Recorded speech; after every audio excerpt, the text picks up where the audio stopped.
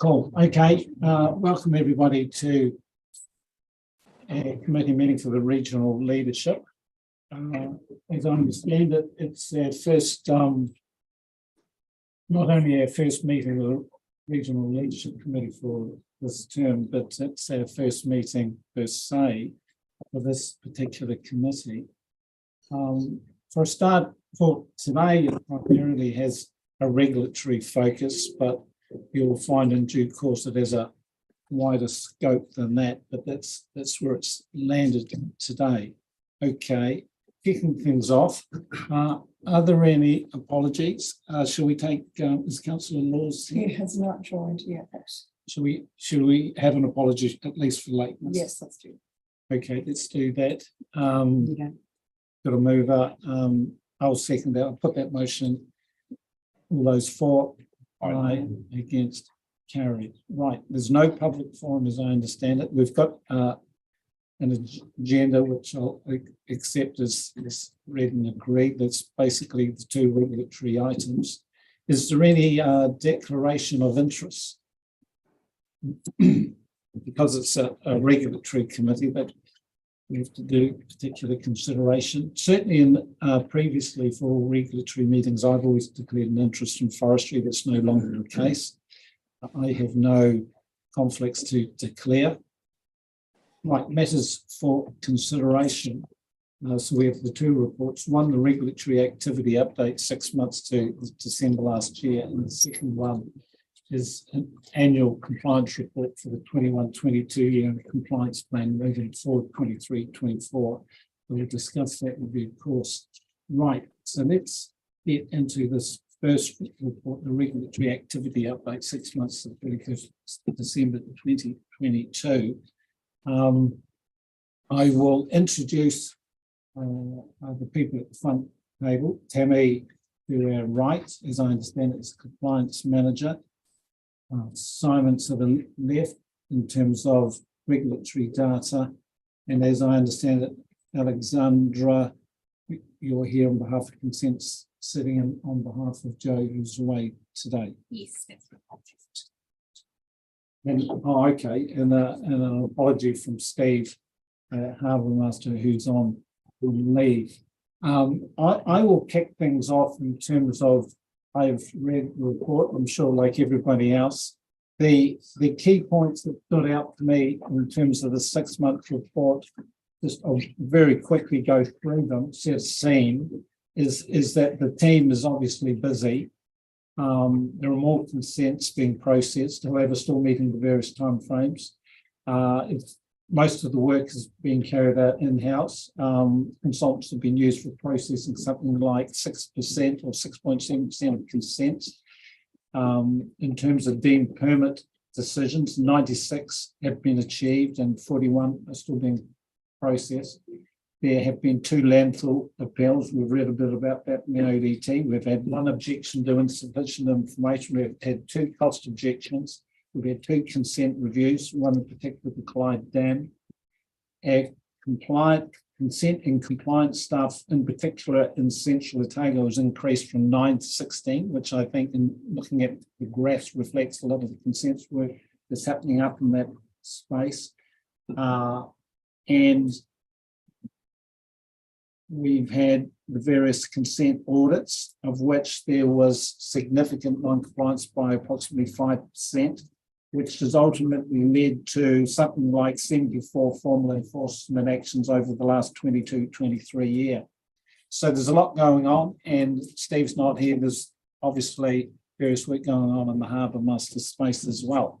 So to the front desk, is there any comments that you would like to make in relation to this report? Thank you, Councillor. You've mentioned staff levels, but just to note, paragraphs 25 to 27 and the charts on the following pages are in response to a question from Councillor Laws at the last regulatory committee, so not part of our normal regular reporting. Okay. No, thank you for that. Other than that, I think we're happy to take the report as read. Thank you, Simon. Thank you. I'm going to open it up. Now, look, we've got 55 minutes for our 2 reports. We're going to be complete at 12:30, if not before, so we can all have lunch. I'll allow approximately 25 up to 25 minutes for this report if we possibly can. Thank you. I'll open it up for the discussion. Alan. Thanks.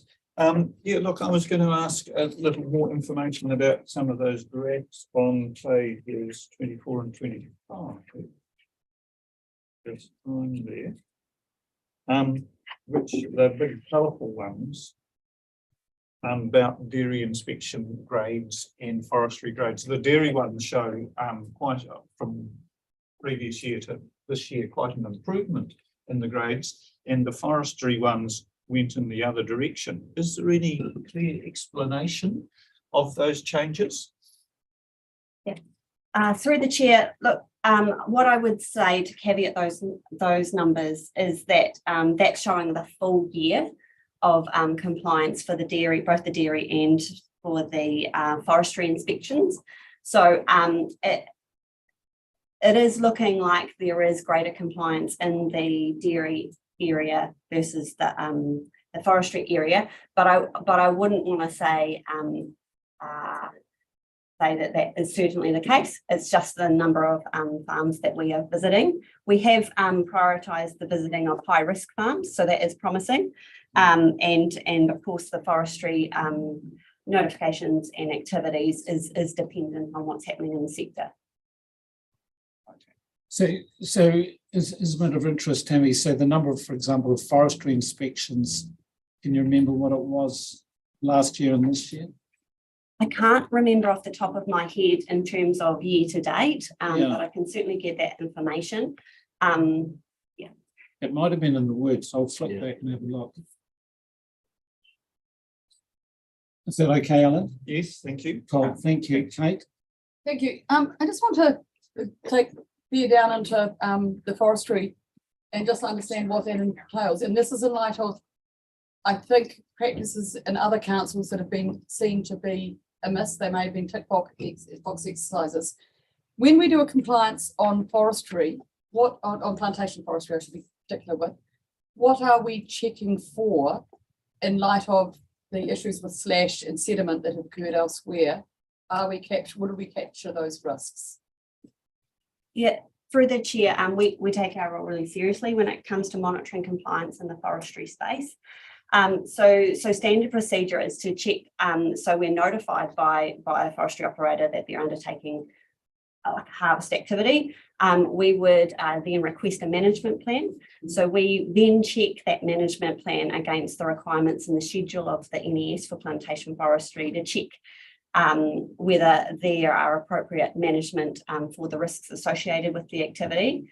If we are concerned that it's lacking information, then we may undertake a forestry site inspection. Alongside that too, we prioritise inspecting forestry based on the environmental risk. So that's things like proximity to waterways, topography, erosion susceptibility, also compliance history. And those factors are taken into account, and we will undertake forestry inspections where we are concerned that we want to check the compliance with the NES. That's right, and given some of the cases up north, thrilled to hear that function is being done well. I suppose the second part of that is, after they've harvested, replanting and ensuring, is there a scope for us as a council, and maybe it's something that has come out in the land and water plan and isn't a tool that we use yet, is in the replanting that they have buffer zones where they don't necessarily put in exotics, that they may be putting in something else that acts as a biodiversity tool, a prevention of seed mass, and those sort of other things. Do we have a role in there under compliance or not? So under compliance, we have a role in terms of monitoring the requirements under the NES for plantation forestry, which do require buffer zones for the afforestation of forestry. Beyond that, that's outside of the RMA compliance space. So it could be a good management practice tool that we may develop, but we can't. Can I just jump in there? In terms of my experience, there are biodiversity incentives for forestry blocks. You can apply to become environmentally sustainable, and there's not necessarily the financial returns for that, but what it does mean is that market opportunities can open up to you, not only overseas, but also in the processing of your work. So when things get tight, you'll find that those potentially with environmental certification get priority because various mills have to meet their market requirements. So it's actually an interesting field in the commercial lane. No, thank you for that. It's just, it's where those things Yeah, cool. meet. I mean, we're going into farm planning, that where those sort of things are merging Yeah. together. No, It's cool. understanding it in forestry. Cool. So thank you. Can I just add to that too? There are incentives for native plantings and maintaining native stands to allow carbon emission offsets that forestry can actually claim back. They can't claim carbon credits through their forestry, but they can on the native plantings. So that's sort of something outside of the sort of thing that's an incentive. Cool. Thank you. Thank you. You good, Kate? I'm very good, thank you. Any other comments in relation to the sport, Kevin? Yeah, I've got two really, but just staying on the forestry one. Yeah. So we've got a really good after felling management plan given to us, and it all ticks all the boxes. And when do we actually go, and I'm talking 3 or 4 years later, do we actually go and inspect that is being enacted, or do we just, when do we do that? Because I can see that, that the Gisborne thing is showing, and I can show you spots that I know that we've looked at and things have happened. So are we going to get into a process of doing that? So yeah, through the chair, it is a risk assessment that we need to make. We have resources, but I'm confident that we sometimes take pre-harvest, during harvest, and post-harvest inspections, depending on those risk factors that I discussed earlier. Do we go on a couple of years later? No, that's not currently part of our program of work. Right, and if I just look at the Livingston fires, where clearly, and it wasn't our part to inspect, where consents were issued up there and no one actually inspected to see if those conditions were met of those consents, which they weren't, and disaster happened. So I just wonder, the plans are really good, but it would be quite good to, and I'm sure the companies are doing that, but at the end of the day, probably long term, it might be just not a bad option. Cool. Just to see that and explain to, and it could be a very good advertising thing to say that here's the best way of doing things and it's working. So Cool. You good, Kim? yeah. I've got one other thing on the whole report. Is there any other commentary around forestry, just so we're getting a focus on a particular issue? Can I Tim, just, and then we'll come back to Kevin and Gary. this whole issue of slash is, Yes. slash is actually a part of forestry in it, and it's used in areas to protect new trees. They do bulldoze it up into sort of areas of protection. It also, as it rots away, it creates some sort of fertilizer, it just biodegrades into the ground. So it's actually a useful tool in forestry management. The issue is when it's on a hilly slope and it's near waterways, which is what we've seen. So it's not all bad. We just need to have that understanding. Cool. Thank you, Tim. Gary, was yours in forestry? It was, and it was just more to reiterate the comments of Tim, actually, because the sector needs to be able to utilise the slash methodology that it uses currently. And if our risk assessment, having seen, very bad results from certain climate outcomes, if we were to overstate our risk assessment, then we actually could put the whole sector at risk. Yeah. So I think when you cannot foresee when those extreme environmental outcomes are going to happen, a climate like situation like we've had. So I think what we see of the forestry sector at the moment is that it actually does a very good job in Otago, from what I can see, because I don't see big forestry issues constantly being brought to us. So I think hopefully we can maintain a way forward that ensures that. Cool. Thank you, Gary.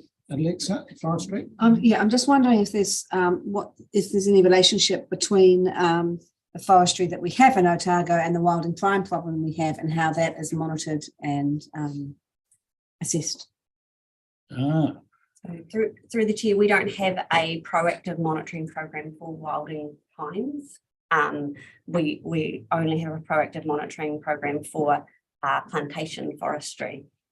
But certainly, the risks associated with the activity of wilding pines is of interest to us, but that's on a more reactive basis in relation to complaints that we might receive. So should we have assessment of risk of wilding on plantation forests? Should that be part of our monitoring program? Have you got a comment, Gavin?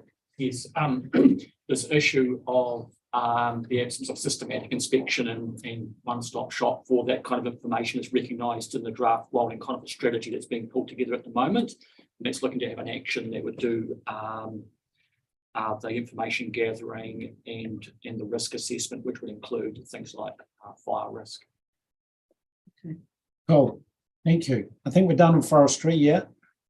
Thank you, Kevin. Oh, yeah, it was just sorry, just on that wilding thing. So a wilding pine's not a noxious weed, is it?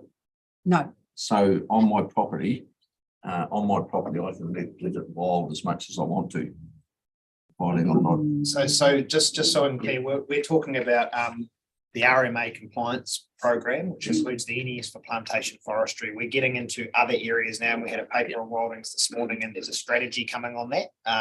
That's not the primary focus of the forestry inspection program, which is to ensure compliance with the NES, and also more broadly, if there's other rules within the land and water plan that are the remit of Tammy's team. So yes, they're all interconnected, but this is reporting on a specific program that you have funded through long-term plan and annual plan, and Tammy's team delivers that program through the compliance plan, which you see in the next paper. If there's a desire to do more, first of all, we've got to ensure it's within our remit to be doing that as a regional council. And then secondly, where does it best sit and is it funded? So we just need to make sure we're aware of what it is that this report is looking at. Cool. Thank you. Thank you, Richard. Kevin. Right. So whether it's Tammy or Richard, probably this one. Look, I'm actually really excited about the amount of compliance monitoring we're doing. And probably was something that we decided probably 3-4 years ago, just about now, to ramp up things to make sure we're actually doing the compliance audits. Very well having a consent sitting there, but if no one's monitoring or looking after that to see that's been complied with, we're probably failing in our job. So that's really good, and we're getting really good information on that as well. Do you feel that we're at a level now that we're doing enough monitoring to ensure that those consents and activities that we have to monitor are being monitored successfully to ensure things are being done right? Yeah, through the chair, I mean, it's in the later report in terms of the ORC compliance plan. So Yes. that's a council Yeah. endorsed plan. That's a which- good question for the next meeting, isn't it? But I would say that prioritises our activity in that space. Could we be doing more? We could always be doing more. But we based on the resource that we are provided through the annual plan and long-term plans, we prioritise the activities that we do. I'm reasonably comfortable that we're hitting the high risk activities. There's always much more that we could do in this space. Thanks, Tammy. Thank you. Cool. Okay, any other questions, Lloyd? Oh, yeah, I just like to thank you through you, but reiterate what Ellen was saying. Quite surprised at the stats regarding forestry going one way and dairy going the other way. And I was wondering, first of all, whether it's just because there's been a ramp up in the forestry side that's caused that seemingly poorer results coming through. But the other one that I was just wanting, my main question is, I see so far in the current year, we've done 73 dairy inspections today. I was wondering if you could tell us what our targeted number of visits is for the year in relationship to the total number of dairy farms, and also how the consenting process for effluent storage and applications coming along. And as that's being discussed at those visits. About 4 questions there. That's right. All right, so I'll start with the first one in terms of the forestry numbers, and I'm not sure if we can get it right now in terms of year-to-date number of inspections. Year to date, that's 23 inspections, and last year was 37 for the full year. So you're likely to do more than 37 for a full year. It's possible. There were less harvesting activity compared to last year due to some disruptions with COVID and the price. So there has been less activity in that area. We in terms of the dairy side of it,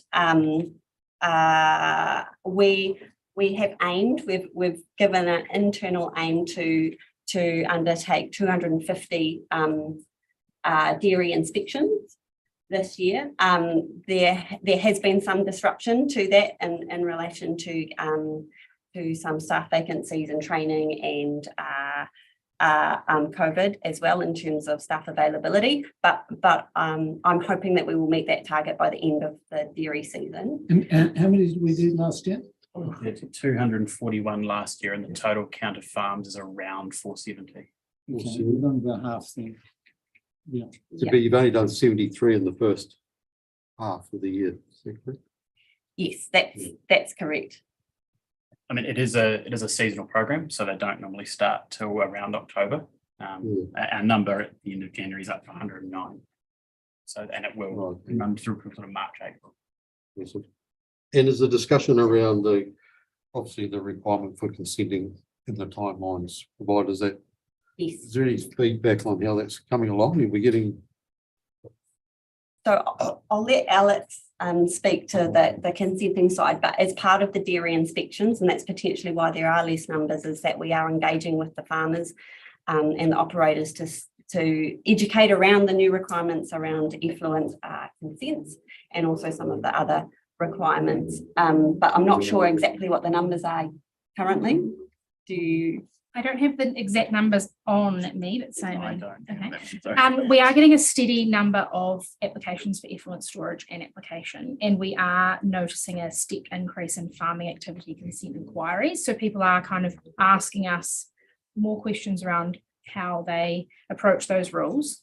There is that stepped regulatory time frame for people. So we're catching those first ones now, and then there may be increases once those dates hit. That makes sense.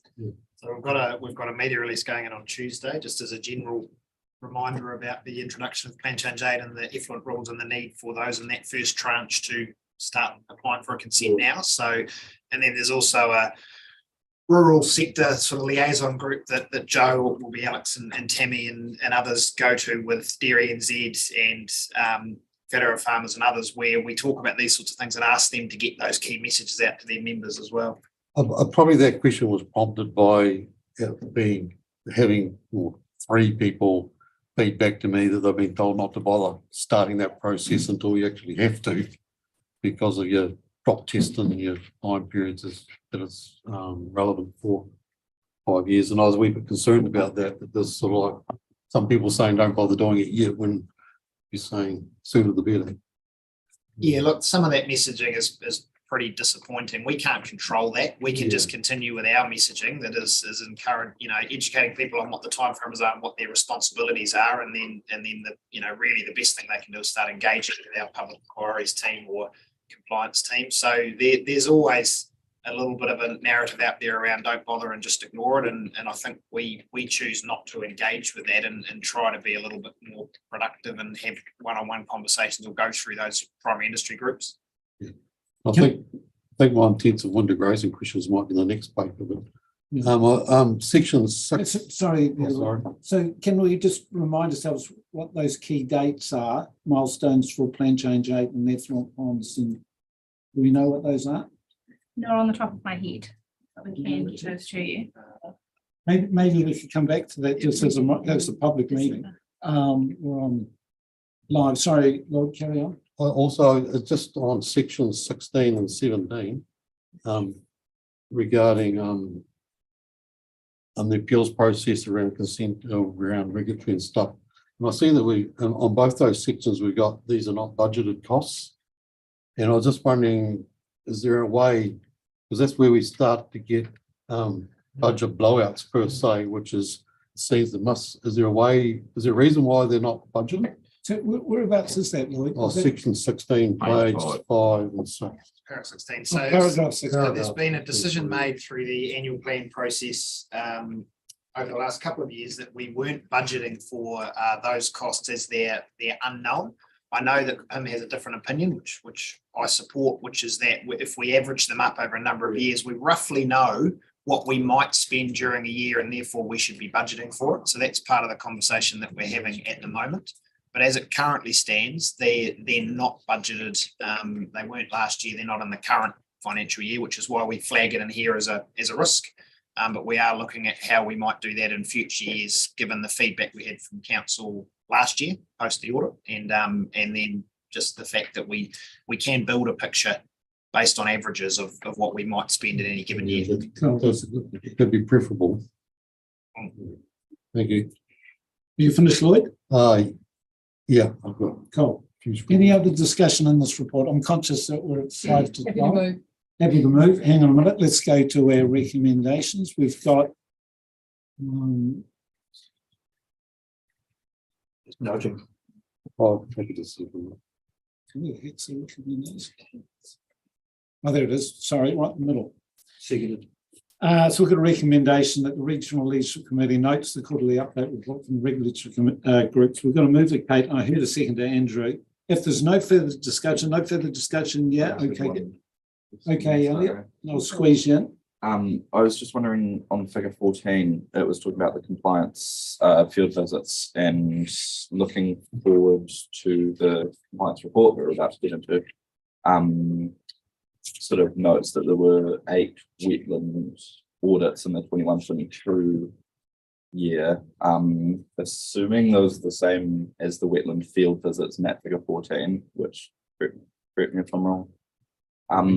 Is there would we be expecting to have had some wetland field visits so far in the 22-23 year, or is there like a reason why there haven't been any or anything like that? Through the chair, so year to date, we've undertaken one regionally significant wetland audit.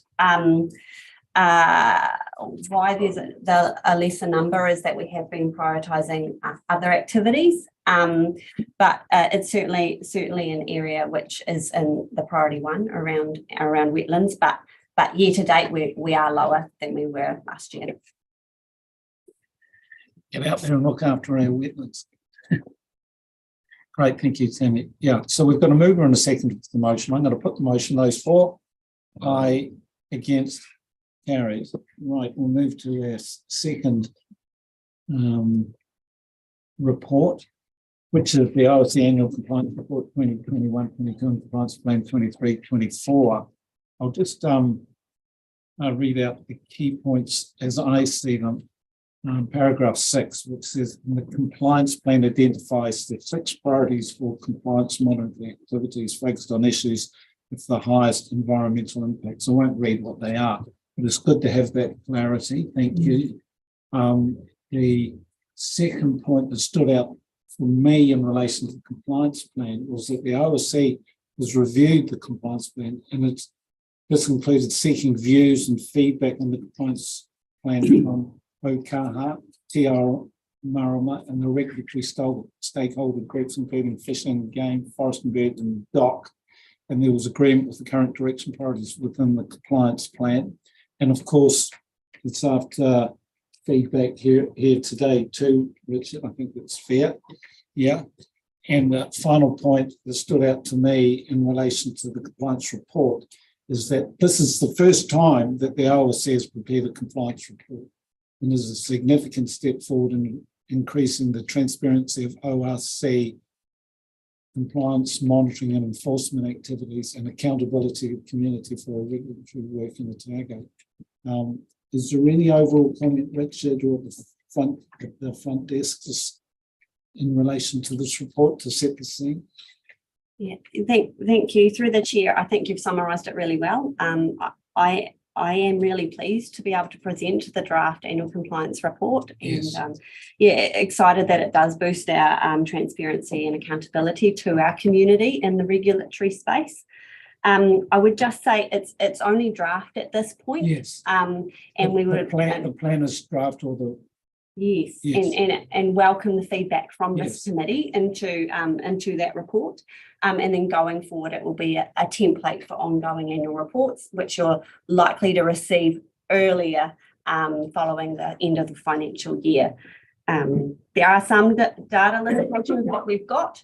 So there's certainly, I've got ideas about how we can improve it for the next one, but this is where we've got to date. And yeah, really happy to be able to present it to this forum. sorry, Tammy, just so I've got it clear, which is draft, the compliance plan 23-24 or the compliance report 21-22? They're both draft. They're both So the draft. minor updates to the compliance plan, they are proposed changes. Yes. And the annual report is certainly very draft and it's Okay, so they draft and depending on what things to become formal in terms of councillor feedback. Yes. What other feedback? Any other feedback? I talked before about the stakeholder groups that have already given you feedback.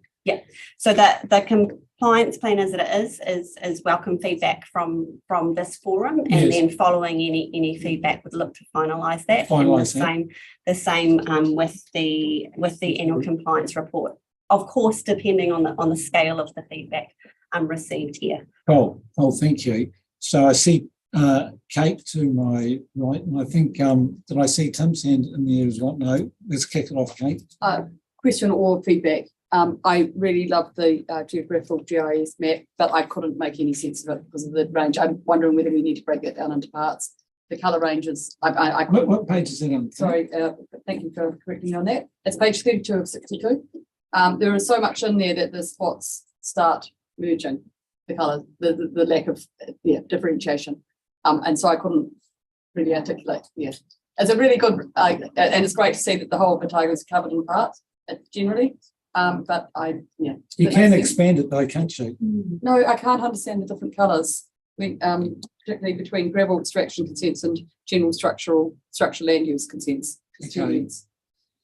And how that can be articulated is either more RAS and simplified, I don't know. But just, you asked for feedback. Thank you. That's good feedback to hear, and it's certainly something that we can look at to increase the visibility of that map, and it might be multiple maps. And having them on, as the chair indicated, having them as a link that can actually be zoomed in, more clarity. A potential way of doing as well. But thank you. No, it's great. I mean, we can expand it on the screen here, but it'd be great if you could touch them and then it would say what it actually is. So this is, let's just not get ahead of ourselves, everybody. This is a published report that we put on the website that summarises our annual compliance activity, interactive, clicking on consents to see that's in Simon's camp, and there will be a future report about that at some stage because we're heading there, but it's not this. Yeah, Oh, and I appreciate it. thank you for all the advances and everything that's happened to this day, because I know where it's come from. Okay, Kate's finished. Is there anybody else that's got a comment in relation to this? Are we satisfied in terms, like when you read that report, that you're getting all the information that you require? Is it like are we getting all the information we require? I mean, like, if I wanted to know about wastewater plants, if I wanted to know that the Hawea wastewater plant was operating well, can I get it out of this? No, you can't get this out of this compliance report. This is an overview of the activities that the CME activities that we've undertaken in the 21-22 year. Okay. The detail around compliance with specific consents isn't provided for in this report. It is that more strategic overview. Oh, if I of what wanted we've to know how wastewater plants are generally performing, can I get it out of this? Not as it currently stands. That's probably a development for future reports. Yeah. In terms of we can provide more detail in that space. Yeah, because I was a little bit surprised about that. I'm only talking because nobody else is talking, but I was a bit surprised by that because We were going to be, didn't give us a chance. oh, okay, sorry. But I've been led to believe that we were going to get a wastewater report, and then it was going to be encompassed in this report, and then I look for it and I don't actually see it. So, like, is that an oversight? Like, are we fulfilling our responsibilities? Because it's an area that we do need transparency in. Yes, so we did provide a report to the regulatory committee in terms of compliance of the various TA wastewater treatment plants. This report doesn't go into that level of detail. It's a possibility which we could break it down further in terms of the three waters for the territorial authorities going forward.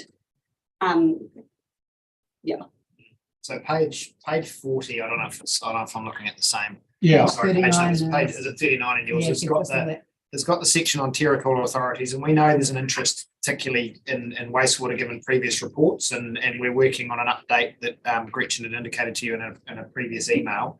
But this one here does talk about territorial authorities generally and the types of consents they hold, and gives an overview of the compliance activity for those types of consents, but it doesn't drill into those because it is an overarching report. So it's in there, but again, this is where staff have made a decision on the level of detail to be provided in an overarching report. And we've looked at other councils and how they do this as well. It doesn't prevent us in future providing updates on specific matters. But if we do that too much within this report, it becomes an encyclopedia and it loses its purpose, which is an overarching view of our activities in the compliance space, reporting back on some key areas, one of which is the consents held by territorial authorities. Yeah, so as we do these regulatory, every quarter, will you still get a focus report on some of those topics, Richard? So that's a discussion for the co-chairs, Yeah. and is also related to the discussion that that Gretchen referred to earlier around governance and the types of reports that you want to see. Cool. So there's opportunities to report on whatever matters the council considers, but again, balanced with how much time we've got and what other matters you want to be considering. Oh, Alexa? I just, Sorry, Gary, were you before we are? No, but my question was just solely related to. what Okay, Richard far away, just said. Gary. Yep. So on that then, that's what I want to see is just a high level overview, but what you'll be doing is showing us if there's specific issues that are just specific to either the time or something that has happened, they will appear in here. So you will pick and choose when something is either of concern or there's a number that we need to see. That'll appear there. It won't just always be general. So through the chair, if there is a specific area, then we can report to this committee, to the regional leadership committee, if that was desired. What I've presented here today is the overview of our compliance activity, which includes territorial authorities. And so, like Richard said, it doesn't drill down into those specific activities. But we can provide that information if council requires it. We can also look at other ways to provide you with that information outside of this annual report or the formal committee meetings. Thank you. Thanks, Gary. Sorry, Alexa, apologies. so I just wanted to say that I found this really, really useful, and I went straight to the wastewater thing too, Brian, at one point. And Okay. but what I found really useful about this was I've got a discharge to water permit, and I can see that probably around about 9 of our What page are you 50 on there? on Alexa? page 39 are significant non-compliance. So I can actually see that right here.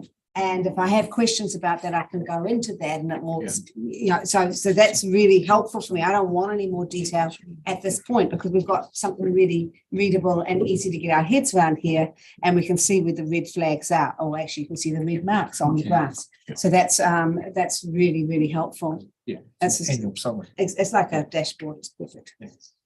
Sure. I mean, actually, different things I have concerns about, not this report.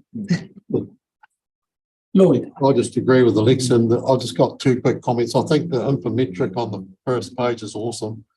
I think it would be quite good if it was also done, if there was something along, so you knew as a percentage how far we are. So like, so there's 243 dairy farms monitored out of the 460 total sort of thing. And also, the other comment I've got was on page 30, 5 is just the summary of the enforcement actions. I just wonder whether the water pollution line could be broken down at some point. Is that sort of like water quality is like big emphasis, so whether that could be broken down into whether it's, because it's got stormwater there, but I don't think it's got wastewater, you know, whether it's wastewater or whether it's Is that the water sediment or pollution? what it is. Is that the water pollution you're talking about, Lloyd? I'm talking about the water pollution Yeah, quality page here, which is like twice as much as anything else. See, it's got stormwater above it. Yeah, any, Sorry. 35. any comments I'm on just that? wondering whether you have a wee bit more information in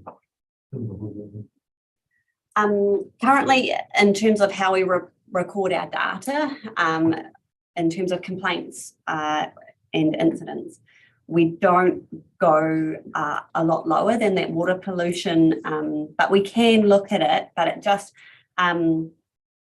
yeah, we can look into how we can provide a bit more of an understanding as to what types of water pollution. Yeah, we're just got to be careful that, well, I was just thinking about if you're an outsider reading this, you jump to conclusions if there's not enough information. Yeah. So, Cool. Yeah. Thanks, Lloyd. Okay, I've just, so I've got Alan, I'm sure, and then I've got Kate. Yeah, thank you. Thanks. There's a great deal of very useful information in there. Thank you. Lloyd, speaking me to it to some extent, I was just going to comment on those figures on page 32. And as Lloyd said, for example, it says 243 dairy farms monitored. If it also said out of 470, to me, that would make that figure more meaningful. And that would be the case for some of those others, like the 1,110 take consent monitored out of how many. That would make those sense figures mean a lot more to me. Thanks. Cool. No, thanks, Helen. This is all good. And you're taking a note of this, guys, aren't you?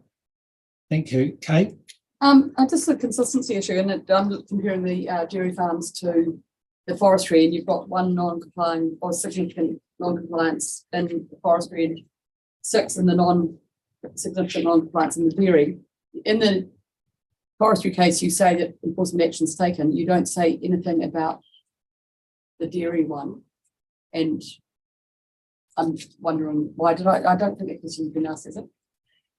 No, it hasn't been asked. And again, I think that comes down to some of the data limitations that we've got in terms of how we report our data. So yes, we have taken formal enforcement action. I just don't have the numbers, but it's something that we could follow up and add into this report. When part of that question was also actually going to be, is it partly because the rules on effluent have changed a bit in that time, and it may have been a better educational line. I don't know. I can't remember the details Yeah. of all of them, but we certainly consider factors in what, if any, formal action we take, and we have taken some action in relation to dairy non-compliance in the last year, so we can certainly get that information. Can I ask a slightly different question? It's talked about, I mean, what's been happening up in the North Island has probably made me more acutely aware of our responsibilities to ensure that we are not only monitoring, but the action thereafter. Now, it seems to me in forestry and or dairying or any of these industries, there are 2 parts of enforcement. One is to fix the actual problem, and the other is to get better for penalty that may come out of it. So when we do, I just want clarity really. The first action, I presume, is to stop the problem carrying on, and for any of these or the risks to continue. Are the tools on enforcement there to do that? Because enforcement often is just a penalty. I'm looking at this as a risk matrix in order to risk it really. Can you require someone to get rid of the sediment issue, or at times would we have to consider doing that action ourselves? Yes, we have abatement notices that's in our toolbox in terms of compliance tools, so that they can either broadly they are to cease or stop an activity, or to do notice, which is requiring them to do something. Yeah. So in the timeframes, when you see some things that were happening in the 2018 prosecutions in Gisborne, for example, some of the things were, this is just a problem about to happen. I'm just wondering how, in ensuring that we've got those processes in place that you see there's a storm coming, that we could make sure that it doesn't end up in, Yeah, I can't speak to Gisborne and other areas, but I'm confident we've got the procedures in place to take appropriate action where it's required. We can issue abatement notices very quickly and have done so within a day as they are needed. Right, thank Yeah, you. just for clarification, okay, there needs to be an effect or a breach in order for us to issue a formal notice. Otherwise, we're getting into the education space, which is, we believe based on what we see, that if there was a weather occurrence, there is a risk you will be breaching or there will be environmental effects. So there is a slight difference in I think the question you're asking. We can only issue a notice if there is a breach of a rule or an environmental effect, which will be linked back to a breach of the rule. If we go out on a site and we see something that concerns us, we would absolutely have the conversation, and the team will talk through what some of the options might be to try and prevent that becoming an issue. But we can't take formal action for a maybe. Yes, So, you know, it's good to just Yeah. understand it, and Yeah. I mean, it doesn't matter what the situation is. It's just forestry is obviously in my mind at the moment, but that same thing with a effluent pond or whatever. Yeah, no, thank you. I just Oh, I don't see any other hands in there. I'll ask a question, an overall question, because it's overall report and plan. That if this was a science meeting and we were presented with state of the environment data about our rivers, there's a little bit of debate what they actually say, but what they've historically said is that something like a third of our waterways, our state of the environment sites, were poor or fair. So, like there's issues in some of our waterways, particularly in the intensive areas. So we know there's an issue. And then I come along to the regulatory meeting, and actually, okay, there's 5% significant non-compliance. There are issues. There was 76 enforcement, but there's actually a lot of good things going on as well. So the tenor is, I'm thinking, particularly when I compare it to the past, like in terms of our dairy prosecutions, we used to have some really significant dairy prosecutions. So the feeling I'm getting is that things are actually tracking better. We're also pulling in new rules. Richard's talked about them, Plan Change 8 and NESs and all this. So things are really ramping up. But why is it? Why is it that our regulatory report's got a positive report, whereas their science report is not so positive? Is it all about timing? Is it about timing that if we just leave you guys alone to do your job, that the SOE reports will come back and tell us a better story in years to come? Is it all about timing, or is there a gap in terms of what you guys are doing? And are we refining that gap? Like how tight are you at enforcing the limits and so forth? I probably can't answer that whole question, but I guess what I can say is that we take into account the SOE monitoring and the reports that are coming through, and we can prioritise, for example, discharges to water consents in areas where there are degraded and you do that? waterways. Yes, that is one of the factors that we do. So we've got the broad priorities, but when it comes to actually where do we go within the consents or the permitted activities that we're monitoring, we risk assess that. And one of those is the receiving environment for these activities. So that's probably as much as I can do to answer your question. Any comment, Richard? Yeah, I've got a few. So, I mean, first of all, I acknowledging that there are some issues that are raised in the state of the environment reports around water quality. We also know through those reports it's largely they're taken with good water quality. So we've got to make sure we sort of represent that picture. And in terms of the regulatory role, the regulatory role gives effect to the rules that are currently in place. And you're going through the process of developing a land and water plan at the moment. That is compliant with the NPS, that responds to what we know about the environment in Otago, that might come up with a new set of rules, which then compliance will put into their compliance plan and go out and monitor. So the direct link between compliance and state of the environment is driven by national rules and regional rules, of which we are going through the process of developing at the moment. That might generate quite a different compliance picture when they've done a year's worth of monitoring under whatever the new land and water plan is. Yeah, So it's the two are closely connected, and just because we're seeing super positive results within and that's not saying these are, but let's just, if we saw super positive results within regulatory, that doesn't automatically mean you will translate those to state of the environment results, because actually the rules that we're monitoring might not be effective in achieving those outcomes. So that's the I don't know, the regulatory life cycle, if you like. It's driven out of your planning and your rules, and there's obviously a non-regulatory component to that as well. And then regulatory is one of the tools we've got that will hopefully contribute to the outcomes we're seeking through the land and water plan and other things. So it's not a direct connection, but it is very closely, it's very closely connected. thank you for that, because that's right. Before we pat us, I think what we can do is pat ourselves on the back in terms of getting our systems and approaches right. When the land and water plan comes through, there'll be a ratcheting up of the limits that we're actually aiming for. It's a bit of a journey, but hey, thank you for your work. Let's put ourselves in the best position we can to improve the health of our environment. Thank you for your work.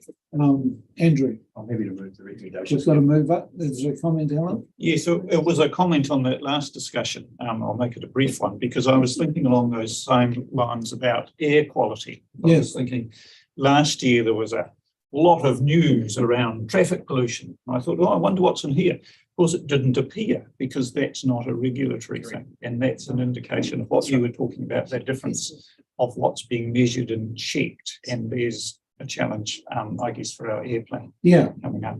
So exactly. So it's really important that we don't rush into the conclusions, but I think we're getting there. There's a process we're going through, and a lot of it is everything's interconnected, Richard, isn't it? Everything's interconnected, and we just need to continue that progress. Thank you. We've got a mover, Andrew. Yeah, can I speak to it? Yeah, of course you can. Yeah. Second. Can I just make a couple of comments? One is that, clearly national direction has elevated us to a higher level of expectation to meet government requirements. We've now stepped up to the plate with regards to a compliance plan, and obviously this draft compliance report. This is the first time we've actually received one of these. So I think the organisation can be proud where we've come a long way to get to this point. Yes. Which is great. I think the other thing is, the discussion around about how much is in the report. I think at a governance level, we need enough information to ensure that we're satisfied that aid compliance are doing their job, but also the trends are heading in the right direction. I'm quite relaxed about not having all the fine-grained detail in front of me, but understanding where we're heading. I think that's really important. But from time to time, if you talk about the TAs, which we had that report, I think it may have been early last year, either that it was early 2021, but every triennium that we had a detailed report on, how the TAs are tracking with all their consents, which I think would be adequate to keep us informed. That's just my opinion. Thank you. No, thank you, Andrew. I'll make the comment that it's actually really interesting on council that we've had situations where, or for example, the rabbits, today in data, and the data of rabbits was challenged. And at the time it was quite contentious. We've been doing that work for years and years and years. But actually through that, we actually made a quantum change and improved the information that we've got in robustness. So we do need transparency on all this stuff to some degree to be able to critique what we're doing, because it's easy to think we're doing everything right and that we might be far from it. Anyway, thank you. I'll shut up. Well done. I've got a mover in a second. I'm going to move to three recommendations. One notes report, one provides feedback on the compliance and monitoring report, and the other on the compliance plan. I'm going to move in a second. I'll put the motion. Those for it. Aye. Against. Carried. Thank you. 5 minutes spare.